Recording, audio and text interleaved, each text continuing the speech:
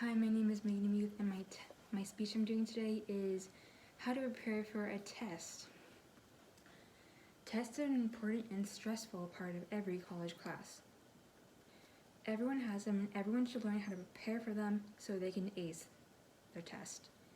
Learning how to study and what the best way to study for a person will help them greatly when they take their test. Through my high school test taking and online college class test taking experience, I have learned the different ways a person can prepare for a test. The top 4 things that I have learned through my test taking experiences is taking good notes, finding a good study style, finding a study spot, and taking lots of breaks when you study.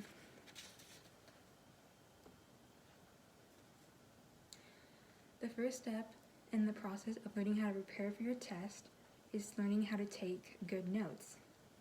The first thing to think of is, what style of note-taking is right for me? Finding the right note-taking style is important for our next step, which is the actual studying.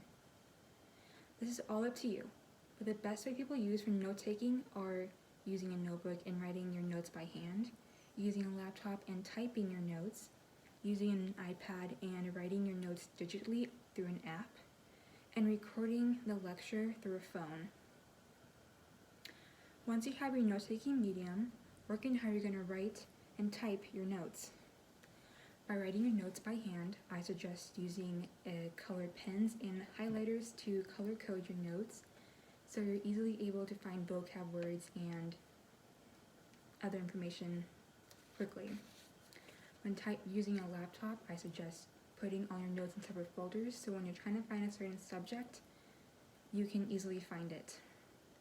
And then when using an iPad, I suggest looking at a bunch of apps in the App Store and testing them out to find which ones work well with you. I recommend searching over on the internet different note formats and styles that you can use when you're taking your notes.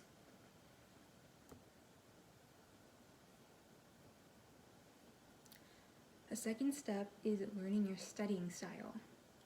Again, it's all up to your preference and how you prefer to study, but the top styles that most people use are social, solo, and musical. By having a social style, that means you like to study in groups. So in order to do that, find a group of people in your class who are willing to meet up at a location and at a certain time to study together. When a person has a solo style, that means they like to study by themselves. Usually they're listening to music or just whenever they have time to study, they go by themselves. And having a musical studying style, that means people like to make up songs and rhymes to memorize information better. Finding your studying style will help you when studying so you can absorb as much information as you can. The third step is finding your studying spot.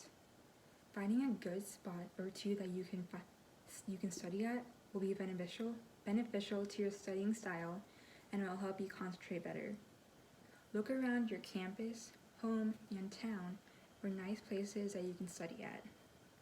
The best spots are usually quiet coffee shops, libraries, your living room, and any other place that is quiet, peaceful, and has little to no distractions.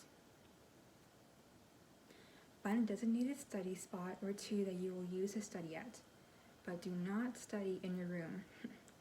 There are too many distractions, and when I study in my room, I find myself laying in bed for hours on end and completely forgetting about studying.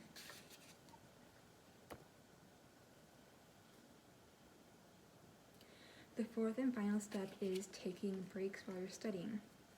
In order to not get burnt out, take a break every now and then. As you learn how to study, you'll also learn how much studying you can take at a time.